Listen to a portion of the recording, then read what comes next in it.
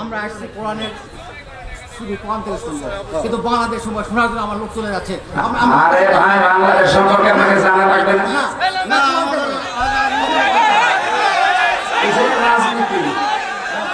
আপনার ভালো না লাগলে আপনি চলে যান। না, আমি কোরআন থেকে বলছি। আপনি কি কোরআন আমার সাথে বেশি বুঝেন?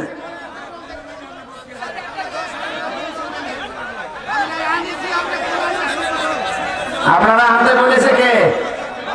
আপনাকে আমি বলেছি আমার নিয়ে আসেন।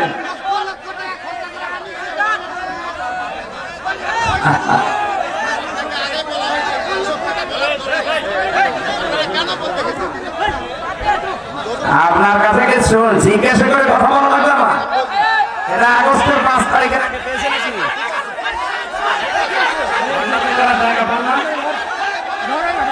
দেশটা ফোকলা করে ফেলেছেন আপনারা। দালালাগুলো ধরেন, ওগুলো ধরেন,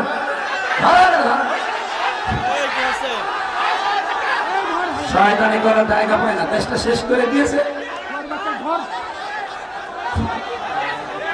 টাকা ফেরত দেওয়া লাগবে এই দেশে।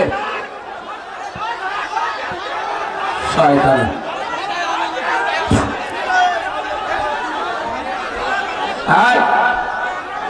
হ্যাঁ, পাগলরা ছেড়ে দেন। হ্যাঁ, বসেন বসেন।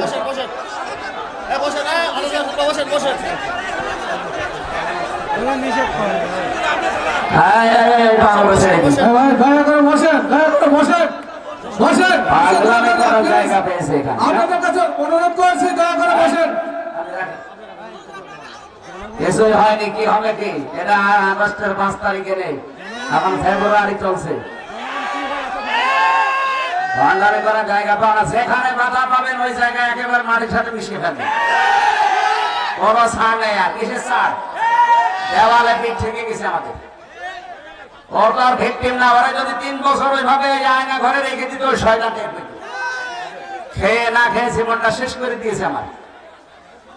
দেশটা ফকলা করে ফেলেছে, মাল পানি সব বাইরে পাঠিয়ে। আর এখন আবার বলে রাজনীতি হচ্ছে। ওর কাছে জিজ্ঞাসা করে কোরআন আমার বলা লাগবে? ওর সাথে বেশি বুঝি আমি।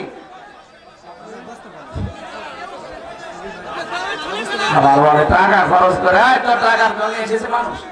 হ্যাঁ,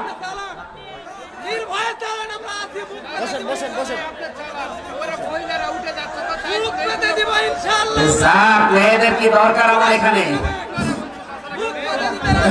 সবাই বসেন তো ভাই, বসেন বসেন বসেন বসেন।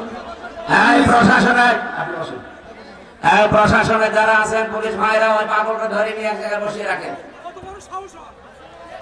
পাগলরা ধরে